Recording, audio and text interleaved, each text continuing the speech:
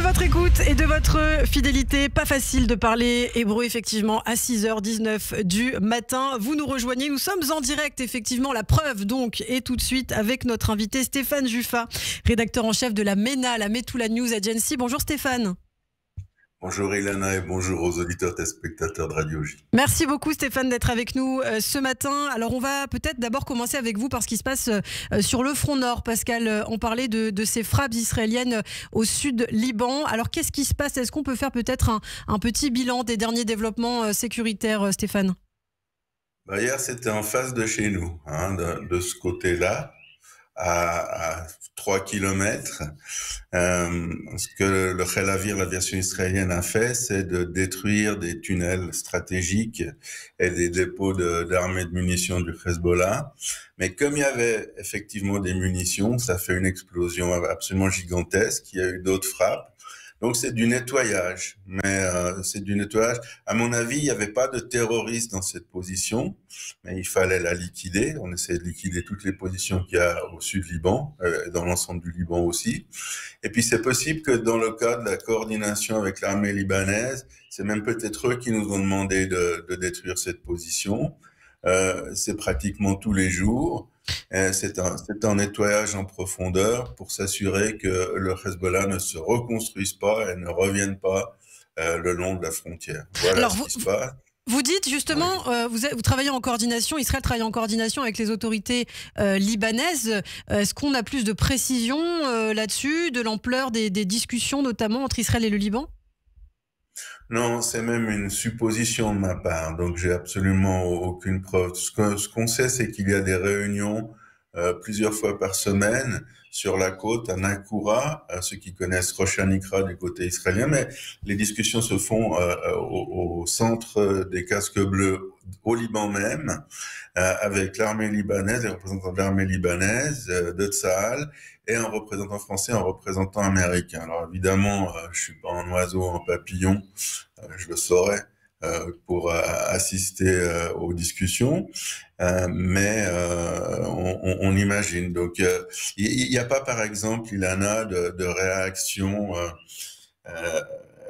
réaction violente de la part de l'armée libanaise ou du gouvernement libanais qui dirait pourquoi vous avez fait ça, c'est une violation du cessez-le-feu.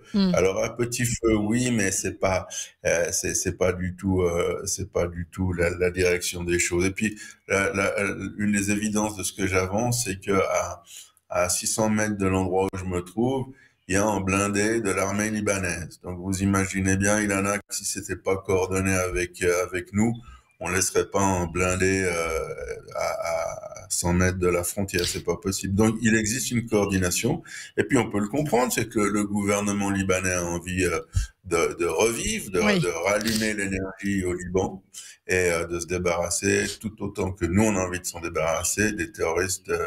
La milice du Hezbollah. Alors, on parle de ces négociations supposées entre les autorités israéliennes et les autorités libanaises. On va rester sur le front nord avec la Syrie, puisqu'on a aussi parlé récemment de négociations entre Israël et la Syrie. Apparemment, ça a été confirmé par le nouveau dirigeant syrien Ahmed El-Shara. Qu'est-ce que ça implique exactement? Est-ce qu'on a des infos là-dessus, Stéphane? Oui, on a des infos, on peut pas peut-être parler de tout, mais on a des bons correspondants en Syrie, et on sait que effectivement ces discussions ont lieu, qu'elles sont assez poussées, qu'elles sont pas uniquement techniques comme avec le Liban. Le Liban, même si on parle avec eux d'aspect politique des choses, ils le nient. Ils disent non, c'est purement technique, on est en état de guerre avec Israël. Les Syriens, non, ils sont d'accord de parler de tout, et on peut comprendre ça du point de vue stratégique, parce que El-Joulani a un immense problème, c'est qu'il n'a pas assez de force pour contrôler la Syrie. Il a à lui, donc des HTS, il a 10 000 combattants qui sont pas des combattants israéliens, qui n'ont pas d'avion, pas de chars, pas d'artillerie. Et puis il a 20 000 affiliés, mais c'est des gens qui sont des djihadistes, hyper extrémistes, tueurs, et qui sont pas tellement contrôlables. Et ils font autant peur à Joulani qu'aux Druzes, qu'aux Alaouites et qu'à nous, parce que les gens incontrôlables armés à 20 000. Mais 30 000 combattants, ça suffit pas pour contrôler un pays de la taille de la Syrie. Donc il a besoin d'alliances, et il est intelligent, il sait que sans alliance, son gouvernement ne tiendra pas le coup.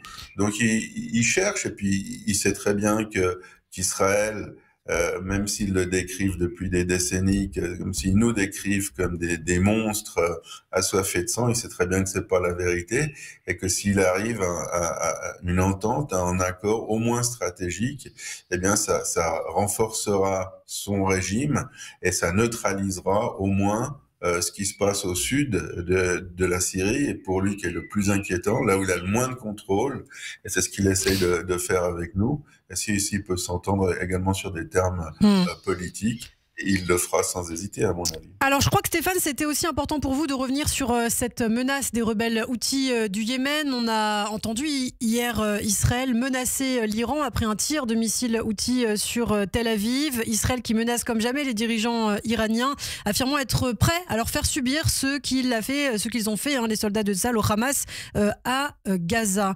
Alors, avec quel regard vous observez cette situation des rebelles houthis? Et plus largement, on sait que derrière, évidemment, il y a l'Iran, Stéphane. Ah, une petite coupure avec Stéphane Juffa en direct du nord d'Israël, directeur de la MENA, la Metula News Agency. On va tenter de retrouver la connexion. Mais effectivement, on parle de ces menaces après plusieurs jours après un tir depuis le Yémen d'un missile sur Tel Aviv. Et l'État hébreu tient bien Téhéran pour responsable. Évidemment, c'est le sponsor des Houthis du Yémen, le principal financier des rebelles Houthis. Si vous commettez la moindre erreur, nous ouvrirons les portes de l'enfer pour vous. C'est ce qu'a répliqué de son côté le général de division Hossein Salami, le chef des gardiens de la Révolution. Stéphane, est-ce que vous m'entendez ? Oui, malheureusement, je ne vous vois plus. C'est une grosse perte. Eh bien, je vous entends. On vous entend en tout cas. Alors oui, je voulais quand même avoir votre regard sur ce qui se passe, ces menaces interposées entre Israël et l'Iran à travers les tirs des rebelles Houthis du Yémen. Ouais, je crois que c'est dans un film avec Indiana Jones.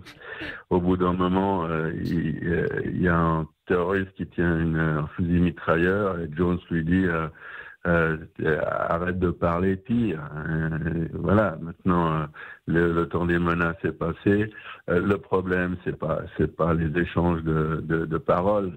Le problème, c'est qu'ils sont à quelques semaines de la bombe atomique et qui sont en train de négocier avec les États-Unis sur des termes qu'on ne connaît pas. On est en grand froid entre Monsieur Trump et Benjamin Netanyahou. Ça, il faut le dire, il n'y a pas d'échange d'informations.